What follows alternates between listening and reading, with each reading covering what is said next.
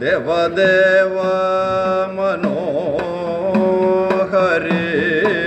जय देव पुंगवसे विदे जय देव वैरी महावनो हरता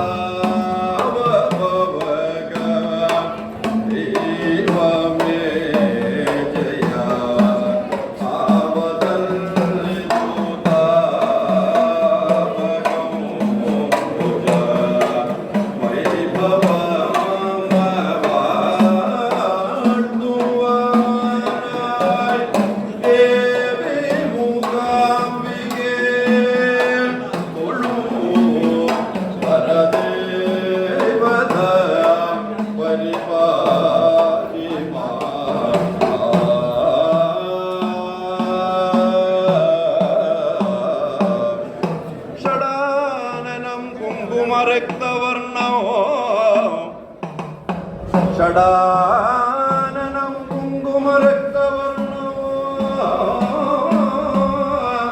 महामदिं दिव्यमयूरवाहनो रुद्रस्य सूनो सुरसैन्यनाथो सुखं सदा शरणमहं भवत्ये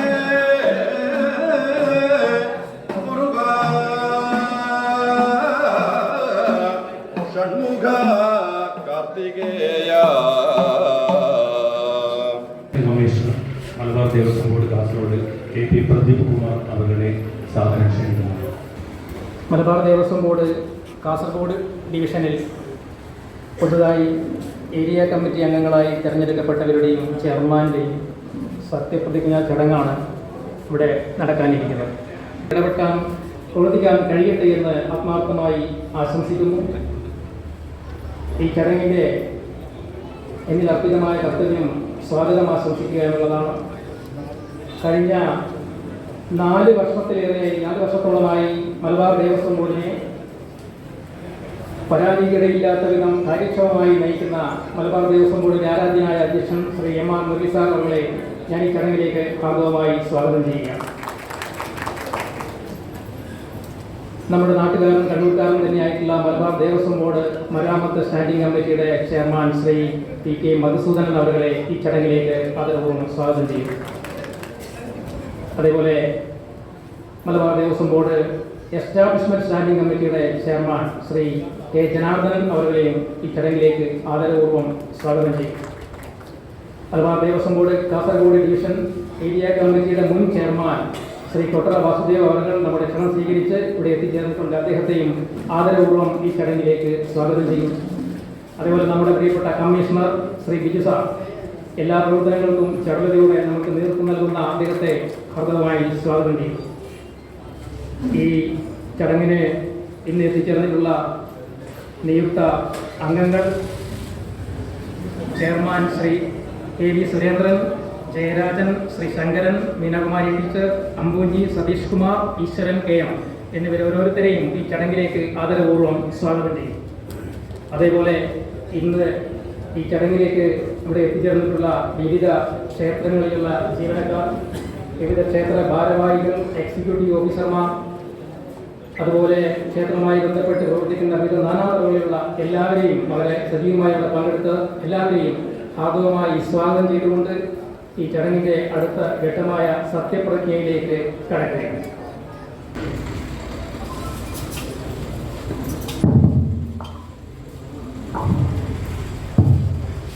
മലബാർ ദേവസ്വം ബോർഡ്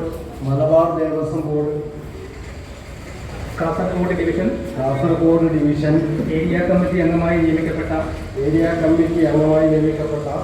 വി സുരേന്ദ്രൻ എന്ന ഞാൻ നിയമാനുസൃതം എന്നിൽ നിക്ഷിപ്തമായ ചുമതലകൾ നിഷ്പക്ഷമായും സത്യസന്ധമായും എൻ്റെ പൂർണ്ണ കഴിവുകൾ ഉപയോഗിച്ച് നിർവഹിക്കുമെന്ന് ദൈവനാമത്തിൽ പ്രതിജ്ഞ ചെയ്യുന്നു.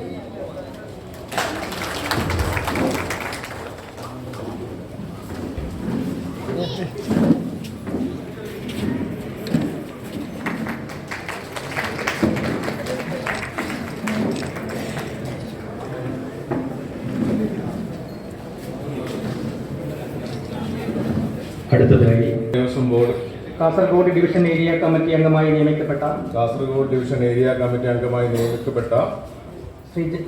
ശ്രീ കെ ജയരാജൻ എന്ന ഞാൻ നിയമാനുസൃതം എന്നിൽ നിക്ഷിപ്തമായ ചുമതലകൾ നിഷ്പക്ഷമായും സത്യസന്ധമായും എൻ്റെ പൂർണ്ണ കഴിവുകൾ ഉപയോഗിച്ച് നിർവഹിക്കുമെന്ന് ദൈവനാമത്തിൽ പ്രതിജ്ഞ ചെയ്യുന്നു.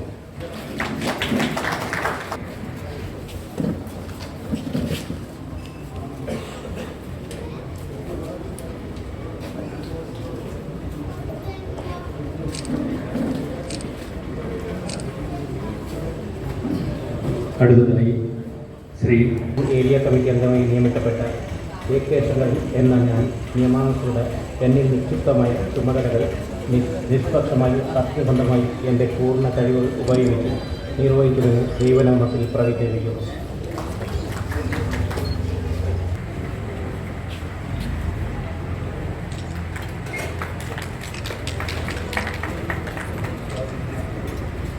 മീനാകുമാരി ടീച്ചർ എന്ന ഞാൻ നിയമാനുസൃതം എന്നിൽ നിക്ഷിപ്തമായ ചുമതലകൾ നിഷ്പക്ഷമായും സത്യസന്ധമായും എൻ്റെ പൂർണ്ണ കഴിവുകൾ ഉപയോഗിച്ച് നിർവഹിക്കുമെന്ന് ദൈവനാമത്തിൽ പ്രതിജ്ഞ ചെയ്യുന്നു.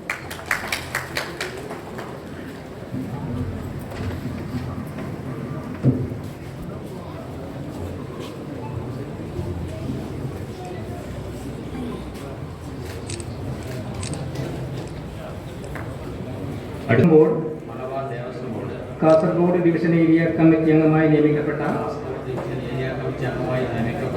എ അമ്പൂജി എന്ന ഞാൻ നിയമാനുസൃതം നിക്ഷിപ്തമായ ചുമതലകൾ നിഷ്പക്ഷമായും സത്യസന്ധമായും എൻ്റെ പൂർണ്ണ കഴിവുകൾ ഉപയോഗിച്ച് നിർവഹിക്കുമെന്ന് ദൈവനാമത്തിൽ പ്രതിജ്ഞ ചെയ്യുന്നു.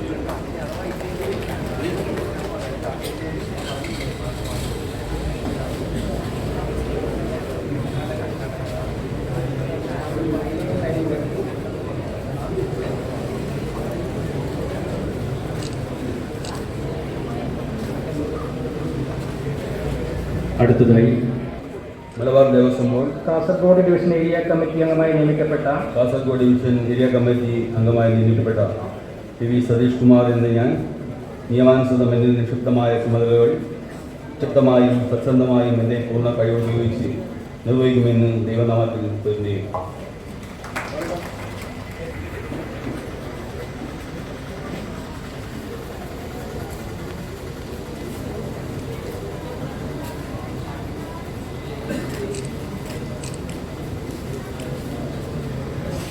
അടുത്തതായി Malabar Devaswom board Kasaragod division area committee അംഗമായി നിയമിക്കപ്പെട്ട കാസർഗോഡ് ഡിവിഷൻ ഏരിയ കമ്മിറ്റി അംഗമായി നിയമിക്കപ്പെട്ട കെ എം ഈശ്വരൻ എന്ന ഞാൻ നിയമാനുസൃതം എന്നിൽ നിക്ഷിപ്തമായ ചുമതലകൾ നിഷ്പക്ഷമായും സത്യസന്ധമായും എൻ്റെ പൂർണ്ണ കഴിവുകൾ ഉപയോഗിച്ച് നിർവഹിക്കുമെന്ന് ദൈവനാമത്തിൽ സത്യപ്രതിജ്ഞ ചെയ്യുന്നു.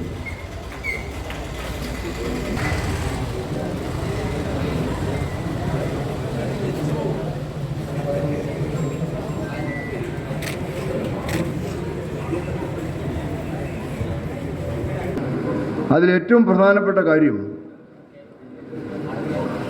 ചെറുകിട ക്ഷേത്രങ്ങളെ ഭേദപ്പെട്ട നിലയിലേക്ക് ഒന്നൊന്നായി ഉയർത്തിക്കൊണ്ടുവരാൻ കഴിഞ്ഞു എന്നുള്ളതാണ്. ചെറുകിട ക്ഷേത്രങ്ങളെന്ന് പറയുമ്പോൾ നിങ്ങൾ മനസ്സിലാക്കിയിട്ടുണ്ടോ എന്നെനിക്കറിയില്ല. സർക്കാരിൻ്റെ സഹായത്തോടു കൂടി നിലനിൽക്കുന്ന ക്ഷേത്രങ്ങളാണ് 75%. അതാണ് ഈ മലബാറിൻ്റെ പ്രത്യേകത.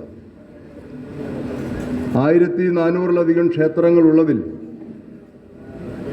1000-ലധികം ക്ഷേത്രങ്ങളും ജീവനക്കാരുടെ ശമ്പളത്തിനുൾപ്പെടെ സർക്കാരിൻ്റെ സഹായം സ്വീകരിക്കുന്നവയാണ്. നമ്മുടെ നാട്ടിൽ ഒരു തെറ്റിദ്ധാരണ ഇങ്ങനെ അന്തരീക്ഷത്തിൽ പറന്ന് നടക്കുന്നുണ്ട്. അതെന്താ? ക്ഷേത്രങ്ങളുടെ വരുമാനമെല്ലാം സർക്കാർ ഖജാനയിലേക്ക് പോകുന്നു, സർക്കാർ കൊണ്ടുപോകുന്നു എന്ന ഒരു ഭേദപ്പെട്ട നുണ നമ്മുടെ രാജ്യത്ത് നല്ല പോലെ പ്രചാരത്തിലുണ്ട്.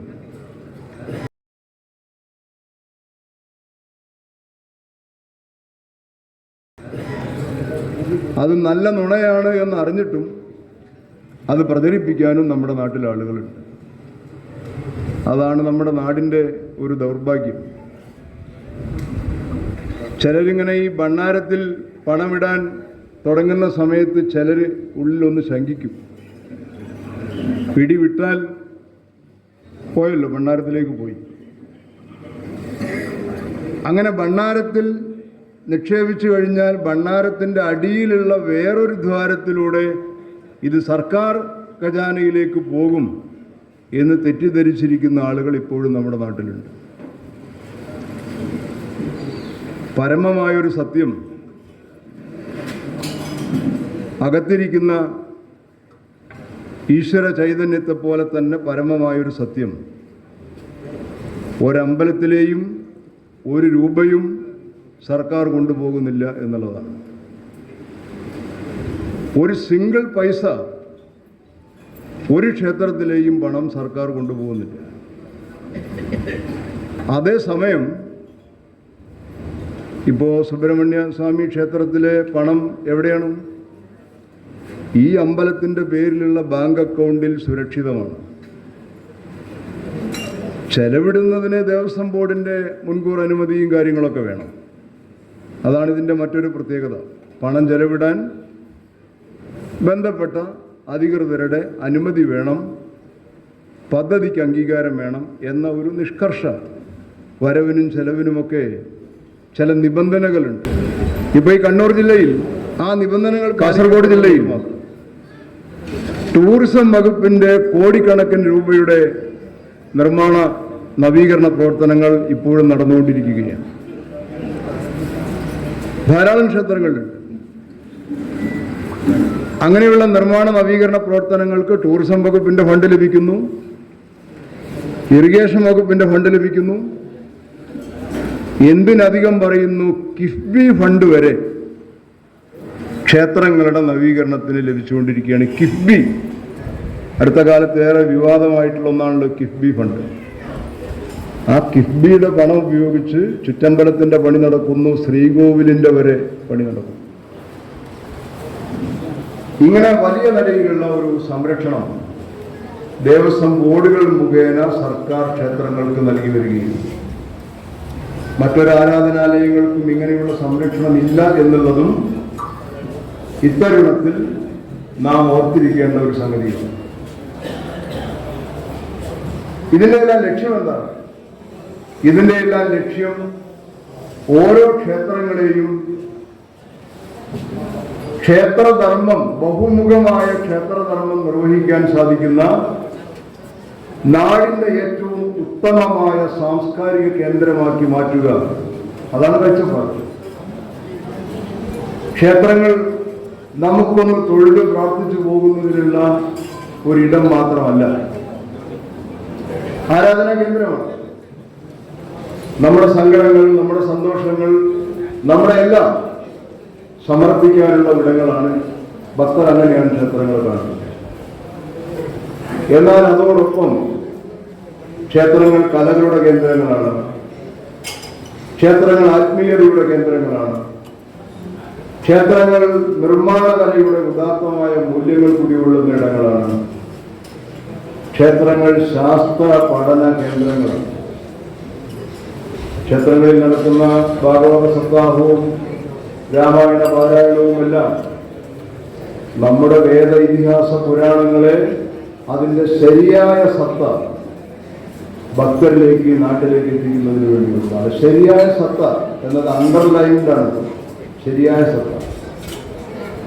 കാരണം വേദ ഇതിഹാസ പുരാണങ്ങളെല്ലാം ഓരോരുത്തരുടെയും ആവശ്യത്തിനനുസരിച്ച് വളച്ചും തിരിച്ചുമൊക്കെ ഉപയോഗിക്കുന്ന ഒരു കാലം കൂടിയാണ്. അതുകൊണ്ട് അതിൻ്റെ ശരിയായ സത്ത,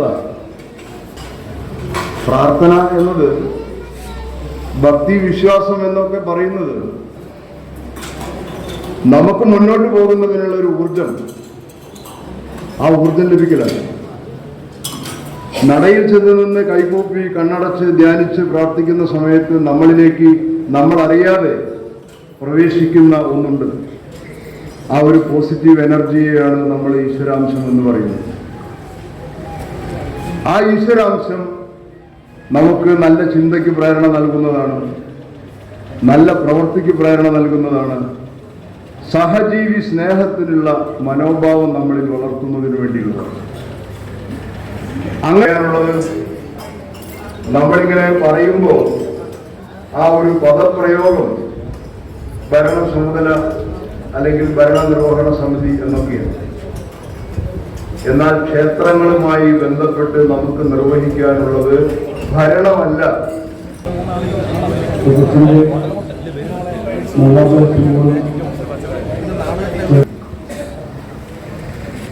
അപ്പോ ഞാൻ പറഞ്ഞൊന്ന് വിട്ടുപോയി. നമുക്ക് ചെയ്യാനുള്ളത് കൂടുതൽ ചൈതന്യത്തോടു കൂടി വരും തലമുറയ്ക്ക് ക്ഷേത്രങ്ങൾ കൈമാറാൻ സാധിക്കണം. അത് മനോഭാവത്തോടു കൂടിയായിരിക്കണം. മറ്റൊരു തൊഴിൽ പോലുള്ളൊരു തൊഴിലല്ല ക്ഷേത്രത്തിൽ.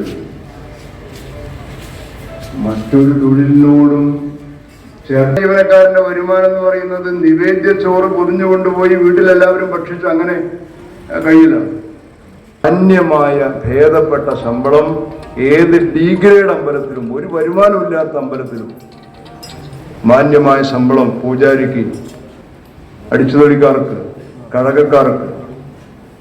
ഉയർന്ന ഗ്രേഡ് ക്ഷേത്രങ്ങളിലേക്ക് എത്തുമ്പോൾ അത് സർക്കാർ ജീവനക്കാരുടെ ശമ്പളത്തെക്കാളും കൂടിയ ശമ്പളവും. ഒരു ക്ഷേത്രത്തിലേക്ക്, ഉയർന്ന ഗ്രേഡ് ക്ഷേത്രത്തിലേക്ക് ഒരു ക്ലർക്കിനെ അപേക്ഷ വിളിക്കുമ്പോൾ ആ ക്ലർക്കിന്റെ തുടക്കത്തിലുള്ള സ്കെയിൽ ഓഫീസറായാലും എല്ലാവരെയും പ്രധാനമില്ല. ഭക്തര് പ്രധാനമാണ്. ഭക്തരാണ് മുഖ്യം ക്ഷേത്രത്തിൽ. ഭക്തരുടെ താല്പര്യങ്ങളാണ് പ്രധാനം. ഭക്തന്റെ താല്പര്യങ്ങൾക്കനുസരിച്ച് അകത്ത കാര്യങ്ങൾ വൃത്തിയായി വെളുപ്പായി നടക്കണം. ഭക്തർക്ക് വേണ്ട സൗകര്യങ്ങൾ എല്ലാ ക്ഷേത്രങ്ങളിലും നല്ല പോലെ അടിസ്ഥാന സൗകര്യങ്ങൾ ഉണ്ടാകും. ഇങ്ങനെ വലിയ തോതിലുള്ള സഹായം ഭക്തരുടെ ലഭിച്ചുകൊണ്ടിരിക്കുന്നു. ഭക്തരുടെ താല്പര്യം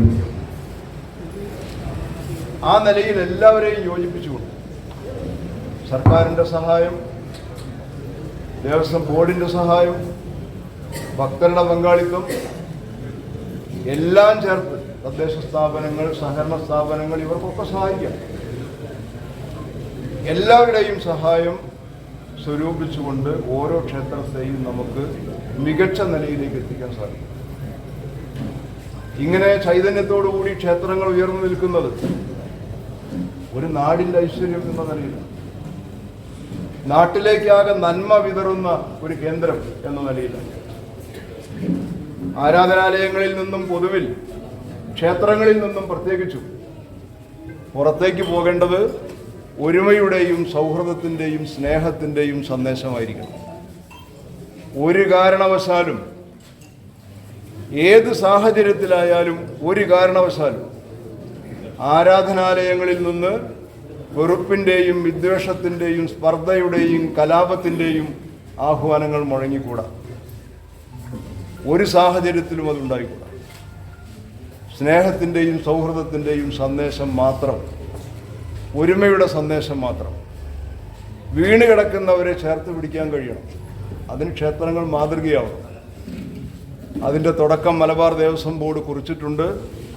നല്ല നിലയിലുള്ള പ്രതികരണം ക്ഷേത്രങ്ങളിൽ നിന്നും ഇന്ന് വന്നുകൊണ്ടിരിക്കുന്നു.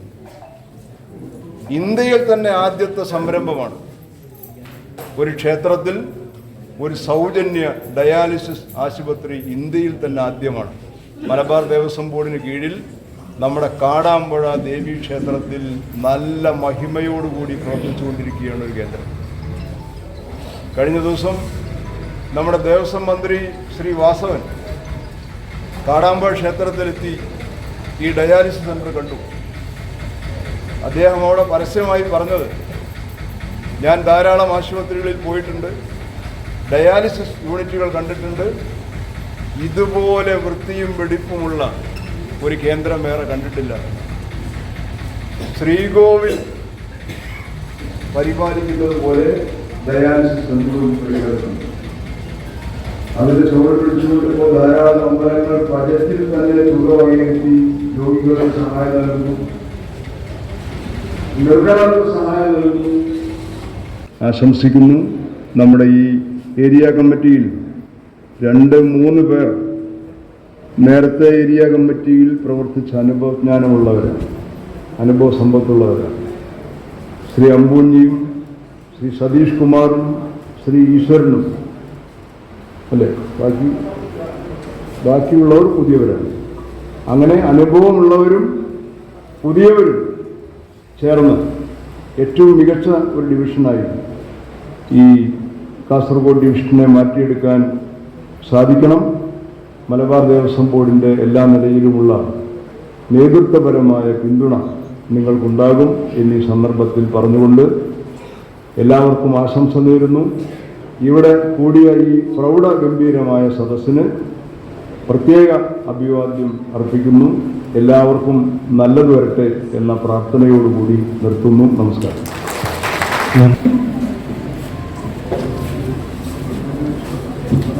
അടുത്തതായി ചെയർമാൻ മലപ്പട്ടം ശ്രീ ഭഗവതി ക്ഷേത്രം, ഗ്രാന്റ് 15 ലക്ഷം രൂപ.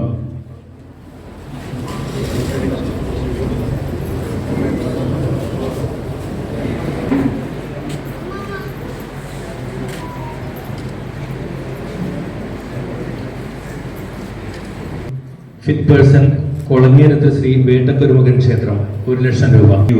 1 ലക്ഷം രൂപ. വിഷ്ണു ക്ഷേത്രം ചെങ്ങളായി 5 ലക്ഷം രൂപ.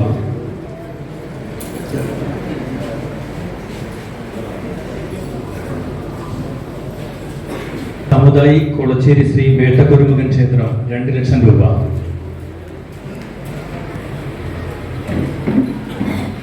അടുത്തതായി മാനേജർ രാമന്തളിശ്ശേരി കുന്നര ദുർഗ ക്ഷേത്രം 1 ലക്ഷം രൂപ.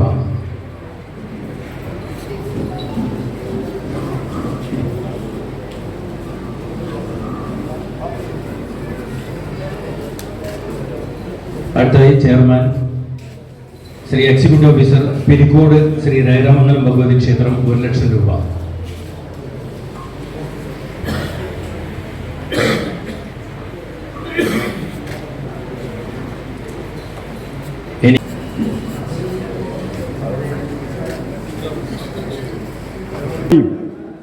ഈ അവസരത്തിൽ അഭിവാദ്യം ചെയ്തുകൊണ്ട് നിർത്തുന്നു തൻ്റെ അഭിവാദ്യം.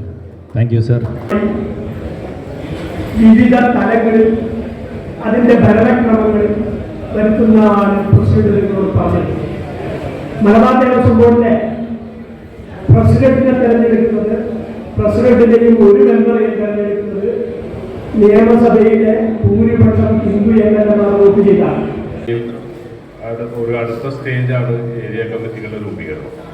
മലബാർ ദേവസ്വം ബോർഡിന്റെ കേന്ദ്രീകരണ ഘടനയിൽ മലബാർ ദേവസ്വം ബോർഡ് കഴിഞ്ഞാൽ ഡിവിഷനുകളെ നയിക്കുന്നത് ഏരിയ കമ്മിറ്റികളാണ്. അതിലൊരു ഏരിയ കമ്മിറ്റിയുടെ രൂപീകരണം ഇന്നലെ സാധ്യമായിരുന്നു. അത് അത് പാലക്കാട് ഇന്ന് ഇവിടെയും അതുപോലെ തന്നെ തലശ്ശേരി ഡിവിഷൻ്റെയും ഏരിയ കമ്മിറ്റിയുടെ രൂപീകരണം പൂർത്തിയാവുകയാണ്. ഈ സ്ത്രീ വന്ന് ചികിത്സാ ധനസഹായം ഏറ്റുവാങ്ങിയപ്പോൾ അവരുടെ കണ്ണ് നിറഞ്ഞു. അവരന്ന് പറഞ്ഞത് മറ്റൊരു ഭാഗത്തു നിന്നും ലഭിക്കാത്ത ഒരു സൗഹൃദ സമീപനമാണ് മലബാർ ദേവസ്വം ബോർഡിൻ്റെ ഭാഗത്തു നിന്നുണ്ടായത് എന്ന അർത്ഥത്തിൽ അവർ സംസാരിക്കുകയുണ്ടായി. ക്ഷേത്രങ്ങളുമായിട്ട് ബന്ധപ്പെട്ടുകൊണ്ട് ജീവകാരുണ്യ പ്രവർത്തനം നടത്താൻ പറ്റും എന്ന് മമ്മിയൂർ ക്ഷേത്രത്തിൻ്റെ പ്രവർത്തനവുമായിട്ട് ബന്ധപ്പെട്ടുള്ള കാര്യങ്ങൾ അദ്ദേഹം സൂചിപ്പിച്ചിട്ടുണ്ട്. ഒരു പരിപാടി ഇപ്പം ഭക്തൻ ജനങ്ങളുടെ തിരക്ക് ഇപ്പം ശബരിമലയിൽ ഇപ്പം കഴിഞ്ഞ ദിവസം ശബരിമലേൻ്റെ പ്രശാന്തിൻ്റെ ഒരു പ്രസ്താവന പ്രകാരം കേട്ടത് എത്രയോ ലക്ഷങ്ങൾ വർദ്ധിച്ചതെന്നാണ് പറഞ്ഞത് ഇപ്രാവശ്യം. അത്ര കണ്ട് ഭക്തജന തിരക്കായിരുന്നു ഉണ്ടായിരുന്നു ശബരിമലയിൽ. അതുപോലെ തന്നെ ഇന്നലെ രാത്രി ഗുരുവായൂർ ഞാൻ എൻ്റെ ബന്ധത്തിൽ എൻ്റെ ഏട്ടൻ്റെ മകനും അവിടെ ദർശനം നടത്താൻ വേണ്ടി പോയ സമയത്ത് അതിൻ്റെ അഡ്മിനിസ്ട്രേറ്റർ വിനയം വക്കീലിനെ വിളിച്ച സമയത്ത് അവിടുത്തെ തിരക്ക് പറഞ്ഞ ഭയങ്കര തിരക്കെന്നാണ് പറഞ്ഞത്. എന്നിട്ട് അങ്ങനെ ഒരു ദർശന സൗകര്യം കിട്ടാനുണ്ടായ ബുദ്ധിമുട്ട് ഭയങ്കര പ്രശ്നമാണ്. അപ്പോൾ ആ പറഞ്ഞാൽ മൊത്തത്തിൽ നമ്മളെ ക്ഷേത്രങ്ങളുമായിട്ട് ബന്ധപ്പെട്ടുകൊണ്ട് വിശ്വാസികളും അതുപോലെ ഭക്തജനങ്ങളും വർദ്ധിച്ചു വരുന്നൊരു കാലഘട്ടമാണ്. അത് ഈ പറഞ്ഞ രീതിയിൽ ക്ഷേത്രങ്ങളുടെ പുനരുദ്ധാരണവും മറ്റുള്ള കാര്യങ്ങളിലൊക്കെ നമ്മൾ വളരെ ശ്രദ്ധിച്ച് തന്നെ കൈകാര്യം ചെയ്യാൻ പറ്റും. പിന്നെ ഒരു കാര്യം പറഞ്ഞാൽ സാമ്പത്തിക സ്രോതസ് ഇല്ല ക്ഷേത്രങ്ങളും ഇല്ലാത്ത ക്ഷേത്രങ്ങളുണ്ട്. അപ്പോൾ വളരെ ഇപ്പോൾ നേരത്തെ പറഞ്ഞ ഈ കാസർഗോഡ് ഏരിയ കമ്മിറ്റിയുടെ കീഴിൽ കിടക്കുന്ന 240 ക്ഷേത്രങ്ങളുണ്ട്. വളരെ ചെറിയ ശതമാനം ക്ഷേത്രങ്ങളിൽ മാത്രമേ നല്ല സാമ്പത്തിക മറ്റുള്ള പറഞ്ഞാൽ വളരെ പരിതാപകരമായ സ്ഥിതിയുണ്ട്. അവരേക്ക് മുഖ്യമായി ഘടിപ്പിച്ചാലുള്ള ഒരു ശ്രമമാണ്. ഈ മേഖലയിൽ ഒരുപാട് കാര്യങ്ങളുണ്ട്. ഇപ്പോൾ നമ്മുടെ നമ്മുടെ കേരളത്തിൽ വളരെ പ്രധാനപ്പെട്ട ഒരു വിഷയമാണ് ടൂറിസം. ടൂറിസവുമായിട്ട് ബന്ധപ്പെട്ടുകൊണ്ട് വളരെ വിപുലമായ രീതിയിൽ ചർച്ച നടത്തുന്നത് മാത്രമല്ല കേരളത്തിൽ ഒരുപാട് ടൂറിസ്റ്റുകൾ ആകർഷിക്കാൻ വേണ്ടി സാധിച്ചിട്ടുണ്ട്. അതിൻ്റെ ഒരു ഭാഗമാണ് തീർത്ഥാടന ടൂറിസം അല്ലെങ്കിൽ പിൽഗ്രിമേജ് ടൂറിസം. ഇപ്പോൾ നാലമ്പല യാത്രയൊക്കെ നടക്കുന്നുണ്ട്. അതുപോലെ തന്നെ നമ്മളെ ഈ പറയുന്ന രീതിയിൽ ചരിത്രപരമായ കാര്യങ്ങൾ ഇതിൻ്റെ പഴമകളും മറ്റു കാര്യങ്ങളൊക്കെ പഠിക്കാൻ വേണ്ടിയിട്ട് വിദേശത്തും സ്വദേശത്തുമൊക്കെ നമ്മുടെ രാജ്യത്തിൻ്റെ പല ഭാഗങ്ങളിൽ ആളുകൾ വരുന്നുണ്ട്. ഇപ്പോൾ കുളവല ക്ഷേത്രം ഒരുപാട് പുരാതനമായ കാര്യങ്ങളിലാണ്. അങ്ങനെയുള്ള ക്ഷേത്രങ്ങളൊക്കെ ഉണ്ട്. അതൊക്കെ നമ്മൾ കണ്ടെത്തി ഈ പറഞ്ഞ രീതിയിൽ പിൽഗ്രിമേജസിനെ കൊണ്ടുവന്നിട്ട് നമ്മൾ ഈ പറഞ്ഞ രീതിയിൽ സാമ്പത്തിക സ്രോതസ് വർദ്ധിപ്പിക്കാനുള്ള രീതിയിൽ ഒരു ശ്രമം കൂടി നമ്മൾ നടത്തേണ്ടതുണ്ട്. അപ്പോൾ കൂടുതലായിട്ട് പറഞ്ഞിട്ട് അങ്ങോട്ട് പോകുന്നില്ല. തുടർന്ന് ഇനി അങ്ങോട്ടേക്ക് ഈ കാസർഗോഡ് ഏരിയ കമ്മിറ്റിയുടെ പ്രവർത്തനം നിങ്ങളെന്നെ അർപ്പിച്ച ഉത്തരവാദിത്തം വളരെ നീതിപൂർവവും സത്യസന്ധതയോടുകൂടി പ്രവർത്തിക്കും എന്ന് മാത്രം നിങ്ങളെ അറിയിച്ചുകൊണ്ട് ഞാൻ എൻ്റെ വാക്കുകൾ നിർത്തുന്നു. നന്ദി, നമസ്കാരം. ഏരിയ കമ്മിറ്റി ചെയർമാനായി സത്യപ്രതിജ്ഞ ചെയ്ത ഈ നാട്ടുകാരനായ ശ്രീ കെ വി സുരേന്ദ്രൻ അവർക്ക് ക്ഷേത്രത്തിൻ്റെയും നിങ്ങളേവരുടെയും പേരിലും നന്ദി രേഖപ്പെടുത്തുന്നു. ഈ വേദിയിൽ ഇന്ന് സത്യപ്രതിജ്ഞ ചെയ്ത മറ്റംഗങ്ങളായ Shri Jayarajan K, Shri A K Sankaran, Shrimati Meenakumari teacher, Shri A Ambunji, Shri P V Satheesh Kumar, Shri Easwaran K M എന്നിവർക്കും ക്ഷേത്രത്തിൻ്റെ പേരിലും ക്ഷേത്ര ഭരണസമിതിയുടെ പേരിലും നിങ്ങളേവരുടെ പേരിലും നന്ദി രേഖപ്പെടുത്തുന്നു. ഞങ്ങളുടെ ക്ഷണം സ്വീകരിച്ച് ഇവിടെ എത്തിച്ചേർന്ന എല്ലാ ക്ഷേത്ര ഭരണസമിതി അംഗങ്ങളും എക്സിക്യൂട്ടീവ് ഓഫീസർമാരും ഭക്തജനങ്ങൾക്കും എല്ലാവർക്കും ദേവസ്ഥയുടെ പേരിലും എല്ലാവരുടെ പേരിലും നന്ദി രേഖപ്പെടുത്തിക്കൊള്ളുന്നു. ആർക്കെങ്കിലും നന്ദി രേഖപ്പെടുത്താൻ വിട്ടുപോയിട്ടുണ്ടെങ്കിൽ അവർക്കെല്ലാവർക്കും ആ പെരുമാളുടെ അനുഗ്രഹം ഉണ്ടാവട്ടെ എന്ന് പ്രാർത്ഥിച്ചുകൊണ്ട് നന്ദി രേഖപ്പെടുത്തുന്നു.